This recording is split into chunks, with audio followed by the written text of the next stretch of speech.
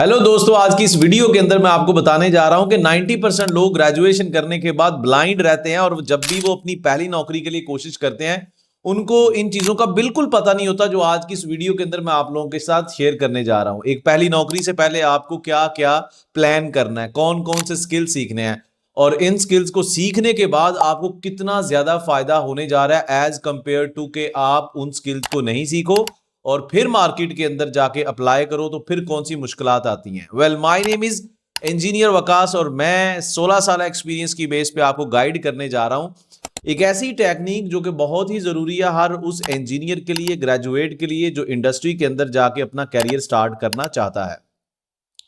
दोस्तों, ये बहुत ही एक ट्रूथफुल चीज है कि दो लोग, आप एग्जाम्पल से समझने की कोशिश कीजिएगा कि दो लोग जिन्होंने एक ही क्लासरूम में अपनी सिविल इंजीनियरिंग की, एक ही टीचर से पढ़ाई की, एक ही तरह की बुक से पढ़ के उन्होंने अपनी डिग्री की, चाहे वो सिविल थी, इलेक्ट्रिकल थी या मैकेनिकल थी।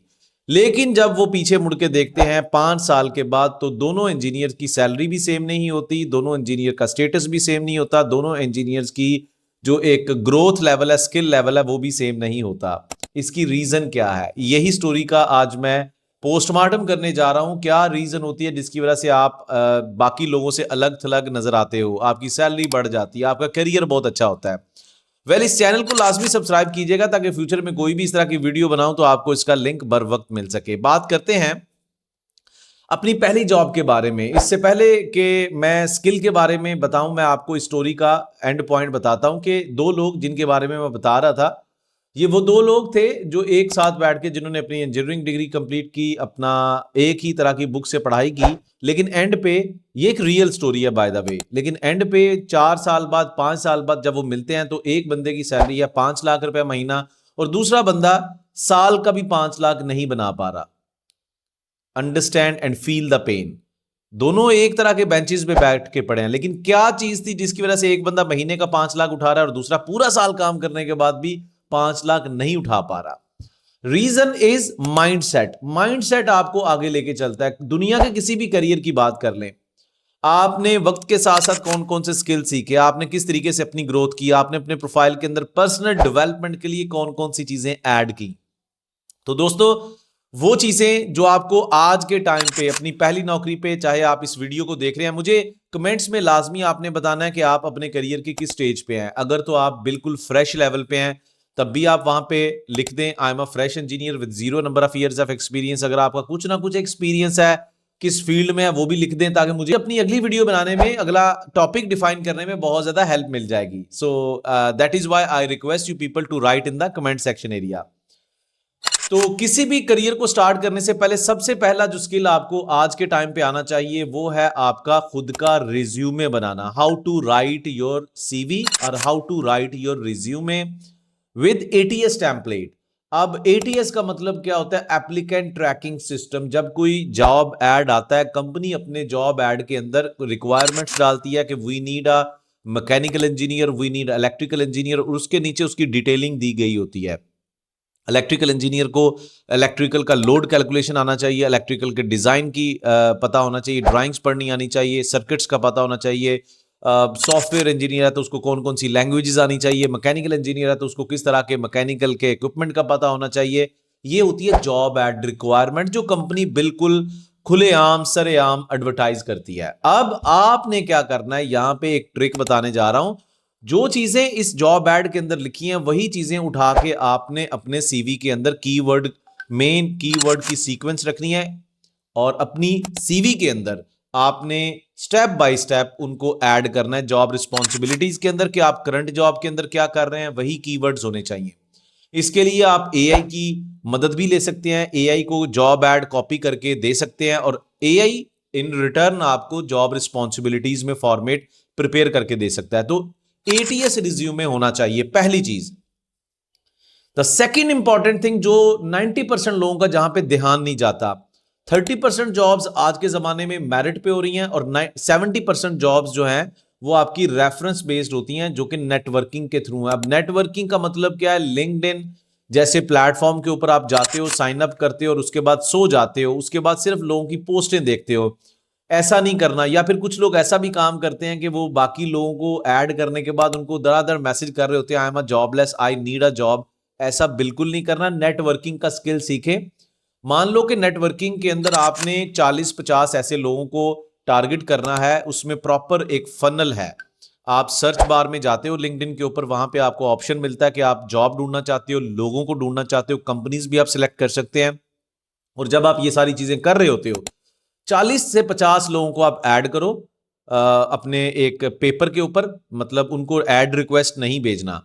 आपने उनमें से 20 लोग ऐसे फाइंड आउट करने हैं जो कि भाई बिल्कुल एक्टिव है और अच्छी कंपनीज में काम कर रहे हैं, 10-12 साल के एक्सपीरियंस है, वो रिक्रूटर्स हैं, वो एचआरस हैं, वो कंस्ट्रक्शन मैनेजर्स हैं, वो प्रोजेक्ट मैनेजर्स हैं। अपने जैसे लोगों को नहीं फाइंड आउट करना कि जो हमारी तरह जॉब ढूंढ रहे हैं, ऐसा नहीं करना।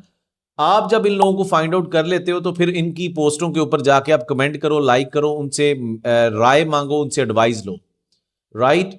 और फिर कुछ अरसे के बाद उनके साथ रिक्वेस्ट भेजकर एक रिलेशनशिप बिल्ड करो। एक ट्रस्ट बेस्ड जो नेटवर्किंग होती है वो इस तरह से होती है, जिसकी बाद इसका इंपैक्ट ये होगा, यही लोग 1 साल बाद, 6 महीने बाद आपको रेफर कर रहे होंगे। सो पहली चीज ATS resume. The second most important thing, building your links via LinkedIn, that is called networking. The third important thing is planning engineer job interview skills. पहला जो स्टेप था, that was helping you to get you shortlisted for any job, right. दूसरा step जो है वो है आपको planning engineer job interview के लिए अपने आप को प्रिपेयर करना। Your first impression is the last impression and nobody is going to give you the second chance to prove your first impression. जैसे ही आप कमरा यानी कि जो इंटरव्यू का वाला रूम होता है उसमें एंटर होते हो, या आपका जूम के ऊपर इंटरव्यू है, आप उसके ऊपर आते हो, आपका जो पहला एक्सप्रेशन है, आप क्या बोलते हो, किन वर्ड्स के साथ आप अपनी बात स्टार्ट करते हो, आपसे पहला क्वेश्चन पूछ लिया जाता है, इंट्रोड्यूस योरसेल्फ। यही एक क्वेश्चन काफी होता है आपके पूरे के पूरे पर्सनालिटी को जज करने के लिए कि आप किस तरह के लफ्ज यूज करते हो। क्या आपने कभी इसके ऊपर प्रैक्टिस किया? नहीं किया होगा। Why we should hire you, what are your strength and what are your weaknesses, right. इस तरह के बहुत सारे क्वेश्चन जेनेरिकली, टेक्निकल तो साइड पे रख दो ना। आप इसके थ्रू कम्युनिकेशन स्किल्स को सबसे पहले इंप्रोवाइज करो, इन सवालों के जवाब ढूंढो। बहुत आसान है, कोई मुश्किल नहीं है। मैं एक और वीडियो बना दूंगा जो स्पेसिफिकली इन सवालों के जवाबों को आपको ट्रेन करेंगी। लेकिन ये चीजें planning engineer job interview skills के अंदर आती हैं। अपने कम्युनिकेशंस को अच्छा करना, अपनी इंग्लिश लैंग्वेज को अच्छा करना, क्योंकि इंटरनेशनल कंपनीज के अंदर जब आप जाते हो तो आपके अपने कंट्री का बंदा भी आपकी अपनी भाषा में, अपनी लैंग्वेज के अंदर इंटरव्यू नहीं करेगा। They are suppose to conduct that interview in English language. English सीखना मुश्किल नहीं है। It will take hardly 1 month to get fluent accent of English, right.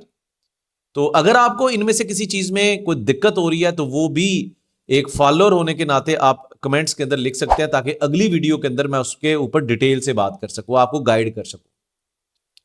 The fourth most important thing, आज के जमाने में जो सबसे इंपॉर्टेंट चीज है वो है भाई एआई।